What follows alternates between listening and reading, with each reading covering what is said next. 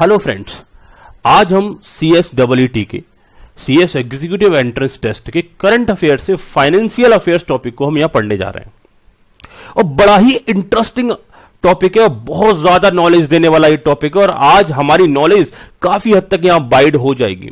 यहां जो हम डिस्कशन करने वाले हैं वो बैंकिंग सिस्टम पर बहुत बड़ा डिस्कशन करेंगे, इसके अलावा अदर फाइनेंशियल एस्पेक्ट पर हम डिस्कशन करेंगे।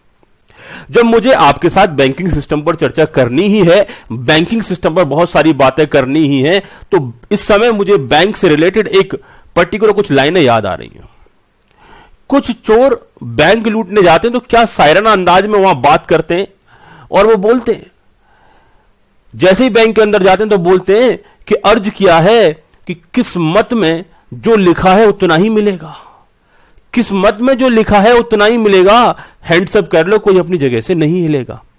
स्वागत है दोस्तों आपके अपने चैनल CS प्रीति सिंह क्लासेस में। और आज मैं, जैसा कि मैंने आपसे बात किया कि हम बात करने वाले हैं बैंकिंग या बैंकिंग से रिलेटेड मैटर्स और कुछ फाइनेंशियल अफेयर्स के बारे में। इन सारे टॉपिक्स को एक्सप्लेन करने से पहले हम थोड़ा सा एक ओवरव्यू ले लेते हैं कि इस पर्टिकुलर टॉपिक में हम पढ़ने क्या वाले हैं। जैसा कि मैंने आपसे कहा, बहुत सारे मुद्दे हम बैंकिंग से रिलेटेड पढ़ेंगे। अब हमारे इन टॉपिक्स में बैंकिंग से रिलेटेड काफी सारा करंट अफेयर्स है, काफी सारे चेंजेस हैं। उन सबको समझने के लिए थोड़ा सा हमको ब्रीफ इंट्रोडक्शन होना चाहिए हमारे बैंकिंग सिस्टम का। थोड़ा सा हमें जानकारी हमारे बैंकिंग सिस्टम की होनी चाहिए कि हमारे यहां बैंक किसे बोला जाता है, सेंट्रल बैंक किसे बोला जाता है। ये सारे मुद्दे मैंने आपके लिए बड़े ही कंसाइज फॉर्मेट में, बड़े ही सिस्टमैटिक फॉर्मेट में यहां पर मेंटेन किए और आपकी नॉलेज को ये काफी हद तक एनहेंस करेंगे और एग्जाम में इक्वली हेल्पफुल रहेंगे। जब बैंकिंग से रिलेटेड करंट अफेयर्स पूछा जाएगा तो उसमें बैंकिंग रिलेटेड मुद्दों पर आपके सामने क्वेश्चंस आ सकते हैं। वो एक्सपेक्टेड क्वेश्चंस को भी हमने यहां पर एडिशनली प्रिपेयर किया, एडिशनली उन सारे एस्पेक्ट को यहां पर मेंटेन करके चला है। हालांकि जो हमको मॉड्यूल में कंटेंट प्रेस्क्राइब्ड है वो सारा कंटेंट तो हमने यहां पर लिया ही लिया, उसके अलावा हमने जो भी इंपोर्टेंट हो सकता था उन सारे मुद्दों को यहां कवर करने का प्रयास किया है। इसमें मोरलेस हम बात करने वाले हैं बैंक क्या होता है, सेंट्रल बैंक क्या होता है, जो आपके सामने है, और अगला मुद्दा रहेगा हमारा functions of a central bank. Central bank के मेन फंक्शंस क्या क्या होंगे। इसके बाद हम बात करेंगे बच्चों डिफरेंट कंट्रीज के कौन कौन से सेंट्रल बैंक हैं, उन सारे मुद्दों पर हम यहां बात करने वाले हैं। कॉमर्शियल बैंक की हम बात करने वाले हैं कि कॉमर्शियल बैंक क्या होता है और इसके साथ साथ कॉमर्शियल बैंक के क्या फंक्शन होते हैं, उन सारे फंक्शंस को भी हम एक एक करके यहां डिस्कस करेंगे। इसके बाद अगर मैं अगले टॉपिक की बात करूं तो हम यहां बात करेंगे categorization of banking sector in India. Banking sector को किन किन कैटेगरी में बांटा जा सकता है, तो मेजर तौर पर हम शेड्यूल्ड बैंक की बात करेंगे और इसके बाद हम नॉन शेड्यूल्ड बैंक की बात करेंगे। यहां पर हम बैंकिंग के प्राइवेट सेक्टर की भी बात करने वाले हैं और टाइप्स ऑफ प्राइवेट सेक्टर में भी डिफरेंट टाइप के प्राइवेट सेक्टर, यानी ओल्ड प्राइवेट सेक्टर बैंक या फिर जो new developed private sector bank है उनके बारे में भी बात करेंगे। इसके बाद what is the nationalisation of bank, banks का नेशनलाइजेशन क्या है, उस सारे मुद्दों पर बात करेंगे। नेशनलाइजेशन के कुछ फेजेस के बारे में बात करने वाले हैं और इसके बाद हम बात करेंगे reserve bank of India. Reserve bank of India की मैं बात करूं तो ये टॉपिक आपके करंट अफेयर्स में ऑलरेडी गिवन है, यहां से उन्होंने टॉपिक्स को देना स्टार्ट किया, लेकिन उससे कनेक्टेड बहुत सारे मुद्दे यहां पर हमारे एग्जाम में आ सकते हैं। उन सारे मुद्दों को हमारा इक्वली देखना जरूरी है। तो रिजर्व बैंक ऑफ इंडिया से कनेक्टेड मैटर्स को हम यहां बात करने वाले हैं। इसके बाद हम main functions of the RBI की बात करेंगे, आरबीआई के मेन फंक्शंस क्या क्या होंगे, उन सारे फंक्शंस को एक एक करके कवर अप करेंगे। देन आफ्टर हम बात करेंगे announcement in the union budget 2020।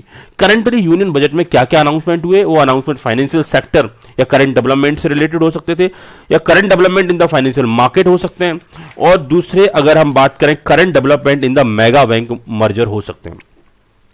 Merger की अगर हम बात करें, जब एक बैंक दूसरे के साथ मर्ज होता है तो इसे जनरली बैंक मर्जर बोला जाता है, तो इसे हम मेगा बैंक मर्जर, बहुत बड़ा मर्जर्स हुए हैं, काफी बड़े बड़े मर्जर्स हुए तो उन्हें मेगा बैंक मर्जर के नाम से लेकर चल रहे हैं। तो इस पर हम बात करने वाले हैं इनसे रिलेटेड मुद्दों पर। और इसके बाद हम बात करेंगे motive behind the merger of public sector bank. जो पब्लिक सेक्टर के बैंक जो मर्ज हुए इनके पीछे क्या कारण था, क्या रीजन था, इन सारे मुद्दों पर बात करेंगे। नेक्स्ट हमारा रहेगा current revision norms for the concurrent audit. यहां हम बात करेंगे कंकरेंट ऑडिट क्या होता है और उसमें जो कंकरेंट ऑडिट से रिलेटेड जो रिवीजन हुआ है नॉर्म्स का, वो जो प्रोविजंस का जो चेंज हुआ है वो क्या क्या चेंज हुआ है करेंटली। इसके बाद हम बात करेंगे current norms for the banking of unregulated deposit scheme 2019। जो अनरेगुलेटेड डिपॉजिट स्कीम होते थे उनके बारे में क्या क्या डेवलपमेंट किया गया है, और state bank of India current revise service charge, जो स्टेट बैंक ऑफ इंडिया ने कुछ सर्विस चार्ज रिवाइज किए उनके बारे में यहां बात करने वाले हैं। और इसके अलावा हम बात करने वाले हैं RBI restricts PMC bank operation correctly. जो आरबीआई ने पीएमसी बैंक के जो ऑपरेशंस को कहीं ना कहीं यहां पर रिस्ट्रिक्ट किया, उन सारे मुद्दों पर हम बात करेंगे। आईसीआईसी बैंक ने जो न्यू ब्रांचेस ओपन किए उनके बारे में हम यहां बात करने वाले हैं। और इसके अलावा current development in the financial stock market की अगर हम बात करें, financial stock market disinvestment मतलब शेयर्स को सेल करना, एलआईसी में जो डिस इन्वेस्टमेंट हुआ, tax concession for the foreign investment, adoption abolition of the dividend distribution tax DDT and concessional corporate tax की हम यहां बात करने वाले हैं। अगले मुद्दे पर चलते हैं बेटा, यहां पर हम reduction of the corporate taxes, इन सारे एस्पेक्ट पर हम यहां बात करेंगे। तो सबसे पहले हमने यह समझने की जरूरत है कि ये बैंकिंग सिस्टम क्या है, और जब हम बैंकिंग सिस्टम की बात करेंगे तो सबसे पहले हमारे यहां मेन मुद्दा आता है बैंक। क्योंकि जैसा कि मैंने आपको सारे चैप्टर का एक ओवरव्यू कराया कि ये सारा चैप्टर कहीं ना कहीं बैंक के ऊपर डिपेंड है, और कहीं ना कहीं बैंकिंग से जुड़े मुद्दे, बैंकिंग से जुड़े फाइनेंशियल एस्पेक्ट पर ये इससे कनेक्टेड ये टॉपिक है, तो काफी हद तक यह मेजर रोल बैंकिंग सिस्टम का रहने वाला है। तो हमको सबसे पहले यह समझना चाहिए कि एक बैंक क्या होता है। अगर हमको जब तक यह समझ नहीं आएगा बैंक क्या होता है, तो हम इस सिस्टम को कैसे बढ़ेंगे। हालांकि देखो ये कहना बड़ा मुश्किल काम है, ये समझाना आपके लिए बड़ा अजीब सा लग रहा है कि आप डे टू डे जिस बैंक को आप यूज करते हैं, डे टू डे जिस बैंक के साथ ट्रांजेक्शन करते हैं, आज मैं उसके बारे में आपको डिफाइन करने जा रहा हूं।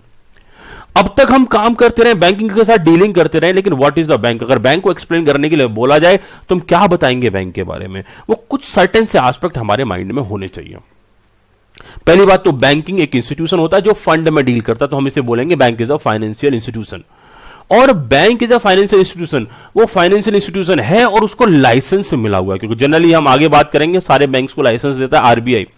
तो bank is a financial institution license to receive deposit and make loans, यानी बैंक एक ऐसा फाइनेंशियल इंस्टीट्यूशन होता है जो कहीं ना कहीं डिपॉजिट रिसीव करेगा या लोन देने का काम करेगा। ऐसा हमने यहां पर कुछ मेंटेन करने का प्रयास किया है। तो पहले क्या बोला, बैंक क्या होगा, एक फाइनेंशियल इंस्टीट्यूशन होगा जिसका काम क्या होता है, डिपॉजिट एक्सेप्ट करना और लोन देना, यानी आपके पैसे को रिसीव करना और आपको एज अ लोन के तौर पर पैसा प्रोवाइड करना। तो बहुत सारे पर्सन बैंक में पैसा जमा कर रहे होते हैं, तो बहुत सारे पर्सन को रिक्वायरमेंट होती है वो बैंक से लोन के तौर पर अमाउंट रिसीव कर रहे होते हैं। दूसरा, बैंक के बारे में हम बात करें तो बैंक में also provide the financial services, तो फंड से कनेक्टेड कुछ सर्विसेज भी बैंक प्रोवाइड करता है। For example wealth management, that means आपको समझ नहीं आ रहा कि आपके पास ज्यादा पैसा उसको कहां इन्वेस्ट किया जाए, तो आजकल बैंकिंग इन्वेस्टमेंट फैसिलिटीज भी प्रोवाइड करते हैं जिससे कि आपकी वेल्थ को बेटर ढंग से मैनेज किया जा सके, मतलब आपकी वेल्थ अननेसेसरी बेकार ना पड़ी रहे, उससे इफेक्टिव यूटिलाइजेशन करके उससे फर्दर वेल्थ जनरेट की जा सके। इस रिगार्ड में भी हमारे बैंक हमको कहीं ना कहीं सर्विस देते हैं। दूसरा, बैंक करेंसी एक्सचेंज का भी काम करता है। आप बैंक को एक करेंसी देकर के एक दूसरे डिफरेंट कंट्री की करेंसी ले सकते हैं। साथ ही साथ बैंक सेफ डिपॉजिट बॉक्सेस भी प्रोवाइड कराता है। आपको लगता है कि आपके घर में कुछ वैल्यूएबल आइटम कई बार प्रॉपरली सेफ नहीं है, तो आप बैंक में जाकर के लॉकर ले सकते हैं और वहां जाकर के अपनी थिंग्स को कहीं ना कहीं डिपॉजिट करा सकते हैं, वो प्रॉपरली सेफ गार्ड रहेगी। तो हमने यहां बात किया बैंक क्या होता है। तो मोटे मोटे तौर पर अगर हम बात करें तो बैंक की जब बात करेंगे, बैंक एक फाइनेंशियल इंस्टीट्यूशन होगा जो कहीं ना कहीं डिपॉजिट करने का काम करेगा, साथ ही साथ में ये लोन देने का भी काम करेगा। और बैंक बड़ी सारी सर्विसेज देता है, जैसे कि वेल्थ मैनेजमेंट हुआ या करेंसी एक्सचेंज हुआ, या कहीं ना कहीं वो सेफ डिपॉजिट बॉक्सेस भी आपको प्रोवाइड करता है। जब हम बैंकिंग की बात करते हैं तो कई बार सेंट्रल बैंक हमारे सामने आ जाता है, लेकिन ये सेंट्रल बैंक, मैं अपने कंट्री के भी सेंट्रल बैंक की नहीं बात कर रहा हूं, अभी मैं सेंट्रल बैंक कंसेप्ट की बात कर रहा हूं। हमारे यहां का जो सेंट्रल बैंक है रिजर्व बैंक ऑफ इंडिया है। हम रिजर्व बैंक ऑफ इंडिया के बारे में भी बात करेंगे, इस टॉपिक का ये पार्ट है। लेकिन सबसे पहले यह समझने की जरूरत है कि हमारा रिजर्व बैंक ऑफ इंडिया का सेंट्रल बैंक है, तो ये सेंट्रल बैंक क्या होता है और ये सेंट्रल बैंक के क्या काम होते हैं। जब तक हम इसे नहीं समझेंगे तब तक हम प्रॉपर तरीके से अपने जो सेंट्रल बैंक, अपने रिजर्व बैंक ऑफ इंडिया के रिगार्ड में हमारे सारे कंसेप्ट क्लियर नहीं हो सकते। क्या जैसे हमारा रिजर्व बैंक ऑफ इंडिया, क्या वैसे ही डिफरेंट कंट्रीज में सेंट्रल बैंक होते हैं? तो कहीं ना कहीं यहां पर हमें यह समझने की जरूरत है कि सेंट्रल बैंक क्या होता है। तो हमने यहां बात किया central bank is an apex, top institute of a country monetary and financial system. सबसे खास बात, इंपोर्टेंट बात बोली, एपेक्स या top institution of a countries monetary and financial system. जो सेंट्रल बैंक होता है वो हमारा टॉप मोस्ट बैंक होता है, या कह सकते हैं हमारा एपेक्स इंस्टीट्यूशन होता है, उससे बड़ा कोई इंस्टीट्यूशन नहीं होगा जब हम मॉनेटरी एंड फाइनेंशियल सिस्टम की बात करेंगे। मॉनेटरी सिस्टम की बात करते हैं तो monetary system which include commercial bank, is a dominant part of the financial system of country. जब हम मॉनेटरी सिस्टम की बात करते हैं तो हम बोलते हैं कि हमारी जो कंट्री का तो ओवरऑल फाइनेंशियल सिस्टम है, उस ओवरऑल फाइनेंशियल सिस्टम का एक पार्ट हमारा मॉनेटरी सिस्टम भी है। फाइनेंशियल सिस्टम एक ब्रॉडर टर्म है और मॉनेटरी सिस्टम उसका एक बहुत बड़ा सेगमेंट है। और मॉनेटरी सिस्टम की अगर हम बात करेंगे या ओवरऑल फाइनेंशियल सिस्टम की बात करेंगे तो वो डायरेक्टली इनडायरेक्टली हमारा सेंट्रल बैंक से अफेक्ट होता है, यानी सेंट्रल बैंक हमारे मॉनेटरी सिस्टम को काफी हद तक मैनेज करेगा या कह सकते हैं पूरी तरीके से मैनेज करेगा और हमारे फाइनेंशियल सिस्टम को कहीं ना कहीं वो टाइम टाइम पर अफेक्ट करता रहता है। उसमें वो बहुत बड़े मेजर चेंजेस ला सकता है। जैसा कि हमने बात किया, ये मेजर इंस्टीट्यूशन होता है, तो central bank is the apex system to the country's financial system also, क्योंकि फाइनेंशियल सिस्टम का एक बहुत बड़ा सेगमेंट मॉनेटरी सिस्टम होगा। मॉनेटरी सिस्टम में चेंज ला करके फाइनेंशियल सिस्टम में ग्रेटर चेंज लाए जा सकते हैं। तो इसे सेंट्रल बैंक को हम एक बहुत बड़ा इंस्टीट्यूशन कह सकते हैं, एक बड़ा इंस्टीट्यूशन कह सकते हैं। किसके लिए कह सकते हैं सर? फाइनेंशियल इंस्टीट्यूशन के अपने फाइनेंशियल सिस्टम के लिए बोल सकते हैं। अगला पॉइंट बहुत ही इंपॉर्टेंट पॉइंट है कि जब सेंट्रल बैंक की बात करेंगे, it is not guided by the profit motive. किसी भी कंट्री का सेंट्रल बैंक होगा वो प्रॉफिट मोटिव से नहीं चलता, वो पैसे कमाने का ऑब्जेक्टिव से काम नहीं करता, वो कंट्री के लिए काम करता है, क्योंकि वो सेंट्रल बैंक है, वो सेंट्रलाइज बैंक है, उस कंट्री का मेन बैंक है। तो it is not guided by the profit motive. The central bank is the central regulatory authority. ध्यान से सुनो बेटा, central regulatory authority. Regulatory authority उस एस्पेक्ट को बोला जाता है, उन इंस्टीट्यूशंस को बोला जाता है जो किसी सेगमेंट को रेगुलेट करने का काम करते हैं, जो किसी सेगमेंट को चलाने का काम करते हैं, जो किसी सेगमेंट के अगेंस्ट कोई एक्शन लेने का काम कर सकते हैं, जो किसी सेगमेंट को सुधारने का काम कर सकते हैं, जो सेगमेंट के रिगार्ड में बहुत सारे डिसीजन मेकिंग करते हैं। उनके पास कुछ पावर्स भी होते हैं, कुछ राइट भी होते हैं, कुछ ड्यूटीज भी होती हैं। ठीक बात है। तो बहुत सारी रेगुलेटरी अथॉरिटीज होती हैं। जैसे हम बात करते हैं हमारी सिक्योरिटी मार्केट के बारे में बात करें, जहां शेयर्स में ट्रेड होता है, तो वहां पर जो रेगुलेटरी बॉडी, हमारी जो मेन बॉडी सामने आती है, that body is security exchange board of India, SEBI जिसे बोला जाता है। तो सेम वे जो हमारे सेंट्रल बैंक होते हैं वो मॉनेटरी सिस्टम को रेगुलेट करते हैं। जैसे हमारा आरबीआई है, मेजर डिसीजन जो भी होते हैं करेंसी से रिलेटेड या बैंकिंग सेक्टर से रिलेटेड, जो डिसीजंस में हमारा आरबीआई का बहुत बड़ा रोल होता है और आरबीआई ही कहीं ना कहीं एक मेजर अथॉरिटी के तौर पर वहां काम करता है, एक रेगुलेटरी अथॉरिटी के तौर पर काम करता है। मैंने आपसे बात करा सेंट्रल बैंक किसी कंट्री के रेगुलेटरी अथॉरिटी के तौर पर काम करते हैं in an economy on the banking and financial structure of the country. That means जो सेंट्रल बैंक काम करता है वो बैंकिंग या फाइनेंशियल स्ट्रक्चर से कनेक्टेड मुद्दों पर काम करता है।